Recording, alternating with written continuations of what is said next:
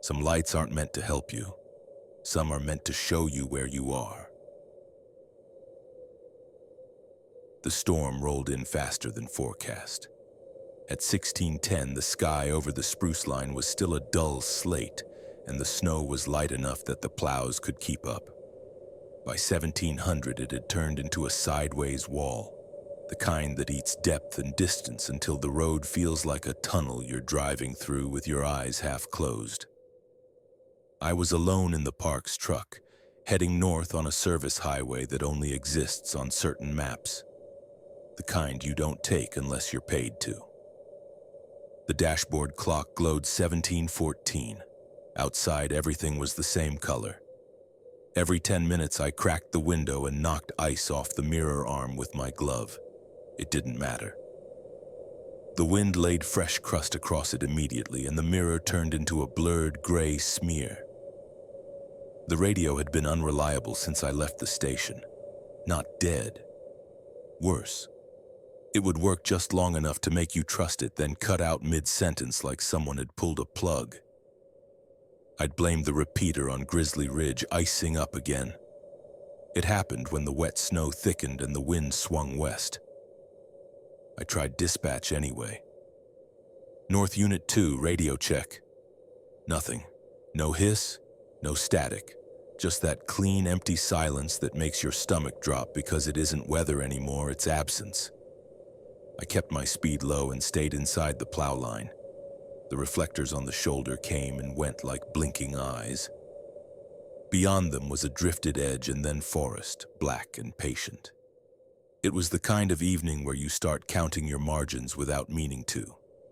Traction, visibility, fuel, battery. The line between routine patrol and overnight survival situation gets thin fast out here, and the storm was shaving it thinner by the minute. The first warning wasn't a call. It was the emergency receiver chirp. A single clean tone from the unit bolted beneath the radio stack. The little green light pulsed once, then steadied as if it had made a decision. I glanced down. The screen showed a beacon ID and a range that held at 0.8 kilometers. That was close. Too close for a tourist party. Too close for a planned route. This stretch didn't have a marked trailhead, just a maintenance gate and old cut lines buried under snow. People didn't stumble here by accident. The tone chirped again. 0.7 kilometers. My hands tightened on the wheel.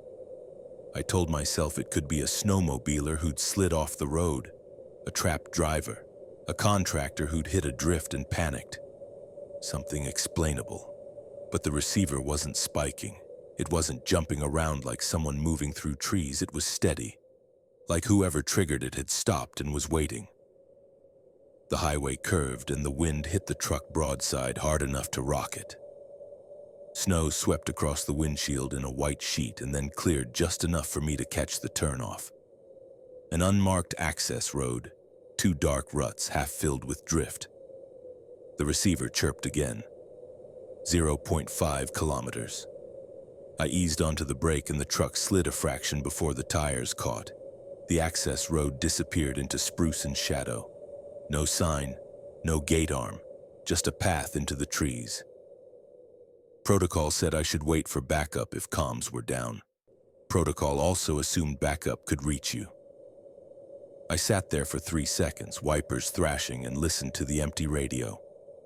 The storm hissed against the doors. The forest didn't move.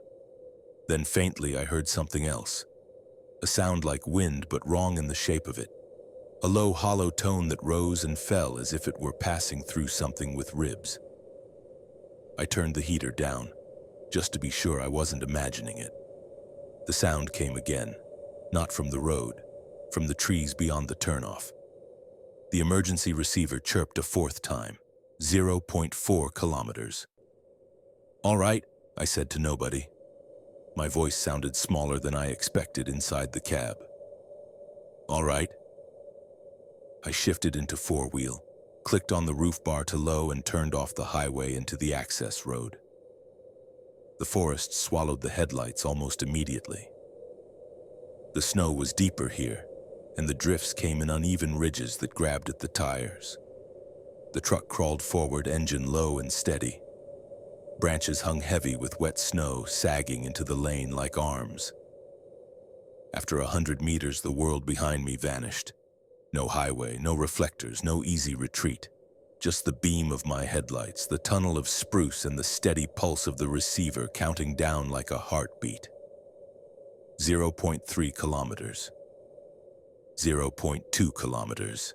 And then ahead, a dim orange glow winked once through the trees like a lighter cupped in a hand. I stopped. The glow winked again, and this time it was accompanied by a sound that wasn't wind at all. A single syllable, stretched thin and close, like someone trying to speak through a frozen mouth. My name. I didn't answer. That wasn't bravery. It was training and a cold, practical fear. If you answer into the woods at night, you're admitting there's someone there to talk to. The orange glow flickered again, deeper in the trees, and the receiver held steady at 0.1 kilometers. I killed the engine. The sudden quiet made the storm louder. Snow ticked against the windshield. The wipers settled. The cab creaked as the temperature dropped around it. I sat for a second with my hands on the wheel and watched the glow through the branches. It wasn't a flare. Too weak, too steady. More like a lantern, half hidden, moving slightly as if someone's arm was shaking. My name had been clear enough to understand, but not clear enough to trust. It sounded like it had been copied from something, played back, like a recording that didn't know what the word meant. I clipped my radio to my chest anyway and stepped out. The wind slapped my face immediately. Snow found the gap between scarf and collar and melted against my skin. The cold wasn't sharp. It was thick, heavy, the kind that sits on you and makes your thoughts slower. I shut the door carefully. The latch sounded loud in the storm. My boots sank past the ankle in the drift. The roof light washed the immediate area in pale blue, but everything beyond it was a blur of moving snow and dark timber. The glow was maybe 30 meters ahead, just off the left side of the access road where the cut line widened. I raised my flashlight and swept the beam. A small clearing opened up between the spruces, sheltered from the wind by a low ridge. In the center sat a snowmobile half buried, its handlebars crusted with ice. Beside it was a pack, a bright orange rescue tarp, and an emergency beacon mounted on a short stake. The beacon's indicator light blinked calmly as if nothing in the world was wrong. And next to the gear, crouched low and facing away from me, was a person. They were wearing a parka that looked too light for this storm. Dark pants, no visible hood fur, no obvious reflective strip. Their shoulders moved with shallow breathing, but they didn't turn when my light hit them. "Hey," I called, keeping my voice even. "Parks Canada. You triggered the beacon?" The figure didn't move. The storm shifted, and for half a second my beam caught something pale on the snow at their feet. A bare hand, no glove, fingers curled as if they'd fallen asleep like that. "Sir," I called again, firmer. "Can you hear me?" Still nothing. I took a step closer, then another, careful not to rush. My boot broke through a crust and the noise made the figure flinch. Not a turn, a twitch.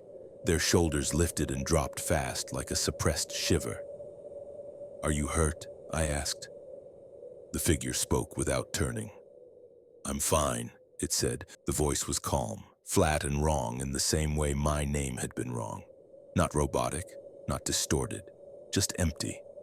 Like it was repeating a phrase it had heard used in the right situation. "You're not fine," I said, and tried to keep the edge out of my tone. "You're missing gloves. You're out here in a whiteout. Turn around and look at me." The figure's head tilted slightly as if listening. Then it did turn. My light hit the face and my stomach tightened hard enough to make me nauseous. It looked human at first glance. Pale skin, stubble, a nose reddened by cold. but the eyes were too wide and too reflective, like an animal caught in a spotlight. The pupils didn't contract, and the mouth didn't match the expression. It was set in a faint smile, polite and practiced, like someone trying on a human reaction. "Thank you for coming," it said. The words were perfect. The cadence wasn't. I forced myself to keep moving forward because stopping would have been an admission that something had already changed. I stopped at arm's length, angled so my body blocked the beacon and pack behind me. If this was a real person in shock, they needed to stay with the gear. "You're cold," I said. "We're going back to the truck." The figure blinked, once, slow. "We can't," it said. "Why not?" It glanced past me into the trees as if something had drawn its attention. That same hollow wind sound moved through the timber again, closer now, and I felt it in my ribs more than I heard it. The figure's smile tightened. "It doesn't like lights," it said. I didn't ask what it was. The question felt childish the moment it formed. I looked down again at the bare hand and saw what I'd missed the first time. The skin on the fingers was scraped raw, and under the fresh frost there were thin lines of dried blood, as if the gloves had been removed in a hurry or torn away. And beside the hand, pressed into the snow, were tracks that didn't belong to a snowmobile. Deep impressions. Long, set wide apart, as if something heavy had walked right up to this clearing, then stopped and waited. My radio cracked once against my chest, a burst of static that almost sounded like a voice trying to break through. The figure watched me watch the tracks. Then, still smiling, it said my name again. But this time it didn't sound like a copy. It sounded like it was standing right behind my shoulder when it said it. And I realized the voice wasn't coming from the figure at all. It was coming from the trees. I didn't turn around. Everything in me wanted to, but the instinct was older than fear. When something speaks your name from the dark, you don't give it your eyes. You don't give it confirmation. I kept my light forward and took a slow step back. Then another. The figure by the beacon didn't move. It stayed crouched, bare hand pressed into the snow, head slightly bowed, like it was listening to something I couldn't hear. The wind shifted again and the hollow sound came with it. Stronger now, not a howl, not quite a voice, more like air being forced through a long, uneven cavity. Something large exhaled. I reached the truck and opened the driver's door without breaking eye contact with the clearing. The interior light flared, bright and sudden, and the figure flinched hard this time. Its shoulders hunched and the smile slipped completely, replaced by something raw and startled. I used the moment. I grabbed the pack with one hand, reached across the seat with the other, and yanked the passenger door open. "Get in," I said again. This time it moved fast, too fast. 1 second it was crouched by the beacon, the next it was at the door, sliding into the seat in a blur of fabric and pale skin. No crunch of snow, no stumble, just movement. The smell came with it, stronger inside the cab. Wet fur and rot and something metallic underneath, like old blood. I slammed the door shut and locked it. The locks thunked down hard. The figure sat perfectly still, hands on its knees, eyes forward. Its chest didn't rise. I started the engine and eased the truck into reverse, keeping my movements slow and deliberate. The tires fought the drift for a second, then caught. As the headlights swung away from the clearing, I saw the trees at the edge bend. Not sway. Bend. Something tall shifted behind them, displacing branches without breaking them, like the forest was made of fabric instead of wood.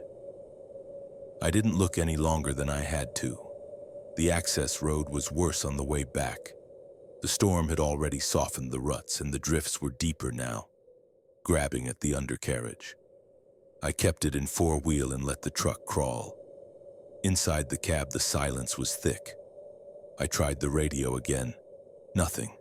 No static, no whisper, just a dead channel. "Where did you come from?" I asked without looking at the passenger seat. The figure didn't answer immediately. "We were hiking," it said finally. "We?" Another pause. "Yes." "How many?" "Two." The answer was too quick, too practiced. "And the other one?" It turned its head toward me slowly. The eyes reflected the dashboard lights in flat, pale discs. "Taken," it said. The words settled in the cab like frost. I swallowed. "Taken where?" The figure looked forward again. "Into the trees." My knuckles ached from gripping the wheel. Outside, the forest pressed in close on both sides, the headlights carving a narrow tunnel through the snowfall. The access road climbed gently, winding back toward the highway. Then, in the side mirror, I saw movement. Not behind us, beside us. Something pacing the truck just beyond the beam, tall enough that its shoulders brushed the lower branches. It didn't break stride. It didn't struggle in the snow. It matched speed effortlessly, staying exactly where I couldn't quite see it. I adjusted the mirror angle, trying to catch a clearer look. The moment I did, the movement slid deeper into shadow, perfectly timed. The figure in the passenger seat spoke quietly. "It doesn't like being seen," it said. "It prefers being felt." A pressure settled over the cab, subtle but unmistakable, like the air itself was thickening. My ears popped slightly. I tasted copper. "What is it?" I asked. The figure's lips parted. For a moment, I thought it might actually tell me. Then it smiled again. "It's older than the trails," it said. "Older than the signs.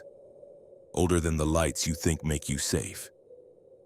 The highway reflectors appeared ahead, dim through the storm, and relief surged through me so hard it hurt. Pavement. Open space. A chance. I guided the truck onto the highway and accelerated carefully, staying in the plow lane. The forest fell back, replaced by open snowfield and blowing white. For the first time since I'd left the clearing, the pressure eased. I breathed out slowly. "That thing won't follow us onto the highway," I said, more to myself than to the figure. It tilted its head. "Oh," it replied softly. "It will." I glanced at the mirror. For just a second, I saw a vast shape standing at the edge of the access road, half hidden by the storm, watching the truck pull away. It didn't move. It didn't need to. It already knew where I was going. The station should have been 10 minutes down the highway. That was the comfort I tried to hold on to. Distance you could measure, a routine you could rely on. But the storm had wiped the familiar markers away. The reflectors on the shoulder came and went, and the world beyond them was just moving white. The figure sat beside me like a mannequin. No shiver, no fidgeting, no sign of relief at being out of the trees. If anything, it seemed calmer now, as if the cab of the truck was a place it understood. "You said your name is Evan," I said. "You have an ID." It waited, then patted the chest of its parka with the flat, careful movement of someone mimicking the gesture. "Lost," it said. "Where were you hiking?" Another pause. "To the cabin." "What cabin?" It looked out the windshield. "The one with the light." The answer made my jaw tighten. There were dozens of old cabins in these ranges, trapper shacks, abandoned survey shelters, backcountry huts. Most were unmarked, some collapsed, some used illegally. The one with the light wasn't an answer. It was a description a child would give. The highway bent east. The wind hit us broadside again and the truck drifted a fraction. I corrected, heart punching hard, and felt the rear tires bite. The figure's head turned slightly toward the window, listening. I heard it too. That hollow sound threaded through the wind. Not louder, not closer in the usual sense, just present, like it was riding the storm itself. Then the first sign appeared. Green reflective panel, white lettering. It should have read North Haven 12 kilometers. It read North Hollow, 12 kilometers. For a moment, I thought it was my eyes, the snow, the angle. I blinked hard and watched it slide past. North Hollow. I knew this road. I knew the names. That sign had never said Hollow. The next sign came a minute later, and my stomach dropped before I could even read it because I knew I was going to. Safe light, next right. Not station, not services. Safe light. My throat tightened. I checked the GPS unit, but it was stuck on a spinning icon like it couldn't decide where it was. The map was blank white beyond the little arrow. I tried the radio again, flipping channels until my thumb hurt. Nothing. I was alone on a road that had started changing its labels. "You see it too," I said, and hated how thin my voice sounded. The figure didn't look at me. "The road listens," it replied. "It repeats what you want." "I don't want any of this," I snapped. It smiled faintly. "Then why did you come?" The question hit me in the chest. "Because of the beacon," I wanted to say, "because I had to, because it's my job." But the truth was uglier. Because I couldn't stand the idea of leaving someone out there even when every part of me said it was wrong. The highway straightened for a stretch, open on both sides. The storm thinned just enough that I could see farther than the headlights. And that's when I saw it. A snowmobile on the shoulder, half buried. A single amber light glowed low beside it like a lantern set in the snow. A person knelt next to the machine, bent forward, arms wrapped around themselves. I braked without meaning to. The truck slid. The tires caught. The kneeling person lifted their head and I saw a real face. Cracked lips, frost on lashes, eyes wide with fear. They raised an arm and waved weakly. "Help!" The figure in my passenger seat spoke sharply. "No!" "It's a person," I said, and reached for the door handle. Evan's hand shot out and grabbed my wrist. The grip was too strong, not painful, but absolute, like a clamp. "Don't stop," it said. "That's how it learns." The kneeling person lurched forward, dragging one knee through the snow. Behind them, the drift rose in a slow swell, as if something huge moved just beneath the surface. The person's expression twisted from hope into pure panic. They opened their mouth. A thin scream cut through the storm and stopped instantly. The person was yanked backward so fast it left a clean trough in the snow. Their arm vanished, then their head, then the rest of them, pulled into the tree line without a struggle, without a stumble. Gone. The snowmobile rocked once, then settled. My foot stayed on the brake. My brain refused to accept what it had just seen. Evan released my wrist and sat back, calm again. "You saw," it said softly. "Now it knows you'll stop." Something struck the rear of the truck once, a heavy, deliberate thump through the frame like a hand testing metal. I tasted copper. My eyes watered in the cold. I eased off the brake and forced the truck forward, heart hammering. In the mirror, the shoulder vanished into white. But the hollow wind sound followed with us, threaded through the storm like breath. Closer. Patient. Satisfied. I didn't slow down again. The road carried us forward like it had decided something on my behalf. The trees thinned, then closed again. Then thinned once more in a way that felt deliberate, like a corridor opening and sealing behind us. The figure, Evan, sat perfectly still. "You said it learns," I said. "What learns?" It didn't answer right away. I could see its reflection faintly in the windshield, distorted by the falling snow. The face looked normal there. Too normal. "It learns routes," it said finally, "patterns.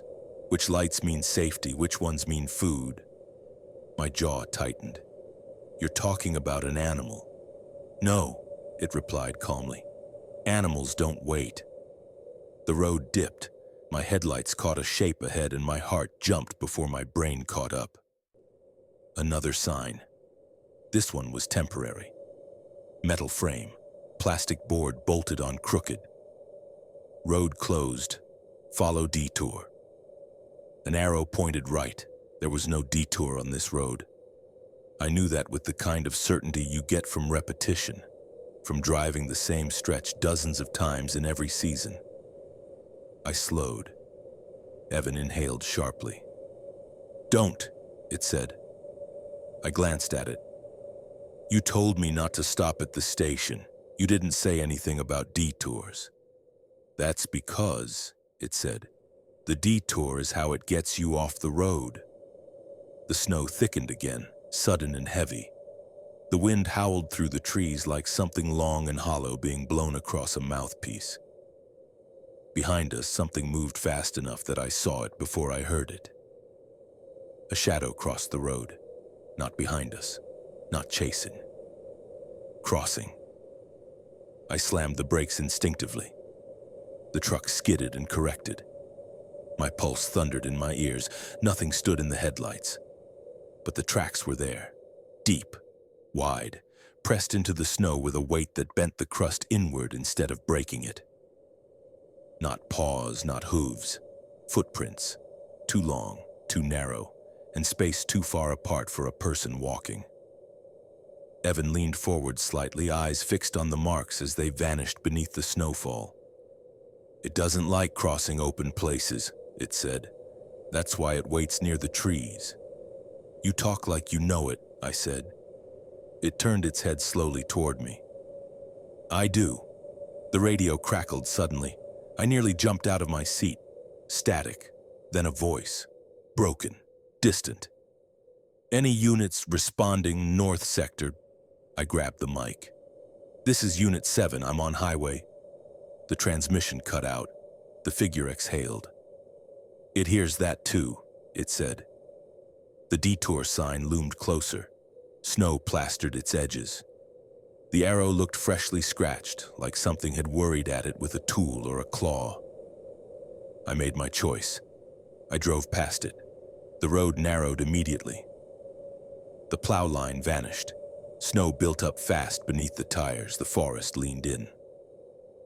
The hollow sound returned louder now, not in the air but in my bones, a vibration that didn't belong to the engine or the wind. Evan smiled faintly. "You chose the hard way," it said. Ahead, through the snow, I saw another light. Not amber, not blue, white, steady, waiting. The white light didn't flicker. That was the first thing that bothered me.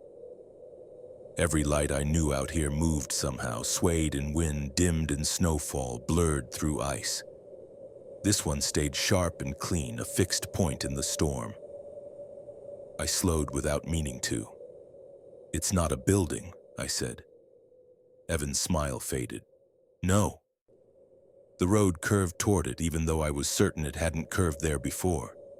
The trees opened just enough to reveal a clearing ahead. The light stood at its center. Not a lamppost, not a vehicle, a tower. Metal frame, narrow and tall, like a radio mast, stripped down to its bones. The light hung near the top, casting a pale cone that barely touched the snow below. There were no wires, no power source, no reason for it to be on. I stopped the truck at the edge of the clearing. The engine idled, loud in the sudden openness. "Why is it here?" I asked. Evan didn't answer. I turned toward it. The seat was empty. My breath caught so hard it hurt. The passenger door stood open, snow blowing in across the floor mat. I didn't hear it leave. I didn't see it move. 1 second it had been there, the next it wasn't. The hollow wind surged, louder now, circling the clearing like something pacing just beyond sight. "Evan," I said, and hated how small my voice sounded. A shape moved near the base of the tower. Human outline, wrong proportions, too tall, arms hanging too low. Head tilted back, face turned toward the light like it was listening to something only it could hear. "Evan," I said again. It turned. Not all the way. Just enough that I saw the smile.